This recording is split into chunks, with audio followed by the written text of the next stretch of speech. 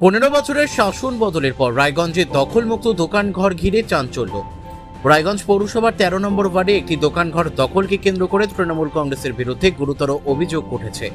অভিযোগ তুলেছেন প্রাক্তন কংগ্রেস কাউন্সিলর স্বর্গীয় হারাধন দাসের স্ত্রী তথা কংগ্রেস নেত্রী মানসী দাস। দীর্ঘ প্রায় 10 বছর পর নিজের দোকানঘর ফিরে পেয়ে তিনি রাজ্যের নতুন বিজেপি সরকারের প্রতি কৃতজ্ঞতা প্রকাশ করেছেন। ঘটনাটি রায়গঞ্জ শহরের ন্যাশনাল রোড সংলগ্ন আদর্শপল্লী এলাকার। মানসী দাসের অভিযোগ 2017 সালে রায়গঞ্জ পৌরসভা তৃণমূলের দখলে যাওয়ার পর থেকেই স্থানীয় তৃণমূল নেতৃত্ব জোরপূর্বক তাদের দোকানঘরটি দখল করে পার্টি অফিস হিসেবে ব্যবহার করতে শুরু করে। বারবার অভিযোগ জানানো হলেও তৎকালীন শাসক দলের প্রভাবের কারণে কোনো সুরাহা মেলেনি বলেই দাবি পরিবারের। মানসী দাস জানান, তার স্বামী হারাধন দাসের মৃত্যুর পর সামান্য আইসিডিএস কর্মীর বেতনে সংসার চালানো অত্যন্ত কঠিন হয়ে পড়ে। পরিবারের ভরসা ছিল এই দোকানঘরটি, কিন্তু সেটিও দীর্ঘদিন দখলে থাকায় চরম সমস্যার মধ্যে পড়তে হয় তাদের। তিনি বলেন, নতুন সরকার আসার সঙ্গে সঙ্গেই আমি আমার বহুদিনের দখল হয়ে থাকা দোকানটি ফিরে পেয়েছি। এই দোকানটি চালিয়ে সংসারটা একটু ভালোভাবে চালাতে পারবো বলে আশা করছি। আমি খুবই খুশি। এলাকাবাসীর একাংশের দাবি, দীর্ঘদিন ধরেই রাজনৈতিক প্রভাব খাটিয়ে এই দোকানটি দখল করে রাখা হয়েছিল। রাজ্যে সরকার পরিবর্তনের পর প্রশাসনিক তৎপরতায় সেটি প্রকৃত মালিকের হাতে ফিরিয়ে দেওয়া হয়েছে। এই ঘটনাকে কেন্দ্র করে রায়গঞ্জের রাজনৈতিক মহলে ব্যাপক চর্চা শুরু হয়েছে। বিরোধীদের অভিযোগ, তৃণমূলের দীর্ঘ শাসনকালে সাধারণ মানুষের সম্পত্তিও রাজনৈতিক স্বার্থে দখল করা হয়েছিল। যদিও এই অভিযোগের বিষয়ে স্থানীয় তৃণমূল নেতৃত্বের পক্ষ থেকে এখনো পর্যন্ত কোনো প্রতিক্রিয়া পাওয়া যায়নি। ঘটনাটা হচ্ছে, বিগত আমার হাজব্যান্ড 10 বছরের কাউন্সিলর ছিল কংগ্রেস থেকে।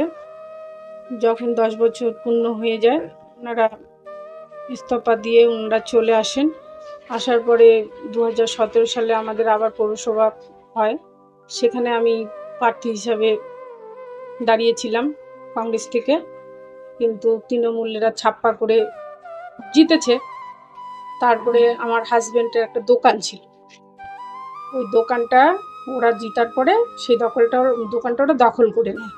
দখল করে নেওয়ার পরে ওনাদেরকে অনেক রিকোয়েস্ট করেছিলাম, অনেক জায়গায় দ্বারস্থ হয়েছিলাম, কিন্তু ওনারা কোনো কর্ণপাত করেনি। আমি যখন বলতে গেছি, আমাকে একটাই বলেছে যে যে হচ্ছে আমরা দেব না ওই দোকানটা। তারপরে আমি আর চুপচাপ ছিলাম। অনেক জায়গায় যাওয়ার পর যেহেতু প্রশাসন সরকার ওদের হাতে ছিল, সেই মুহূর্তে আমি চুপচাপ ছিলাম। এখন যেহেতু সরকারটা আমাদের চেঞ্জ হয়েছে, তার জন্য আমি আমার দোকান পুনরায় আবার ফিরিয়ে নিয়েছি। পার্টি অফিস ছিল না, এটা আমার একটা হাজব্যান্ডের দোকান ছিল। এই দোকানটা আমাকে ফিরিয়ে দেওয়া হোক, কিন্তু ওনারা কোনো কিছু শোনেনি। ওনারা অনেকভাবে আমাকে টর্চার নির্যাতন করেছিল এবং হ্যারাসমেন্ট করেছিল। তারপরে আমি যে প্রাক্তন কাউন্সিলর ছিল তাকেও বলেছিলাম, সে বলছে যে আমি কিছু করতে পারবো না। তারপরে যেহেতু পারবে না, তো যেহেতু থানায় অভিযোগ করেছিলাম, সেটাও ওরা থানার থেকে অভিযোগটা নেয়নি। তারপরে থেকে আমি চুপচাপ হয়ে গেছি।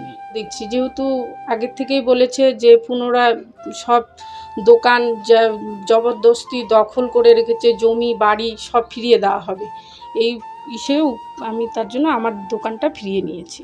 আপনি কোনো রাজনৈতিক দলের সাথে যুক্ত? হ্যাঁ, আমি রাজনীতি দলের সঙ্গে যুক্ত ছিলাম, এখনও আছি। সেটা হচ্ছে মৈত সেনগুপ্তর নেতৃত্বে আমি কংগ্রেস পার্টি করি।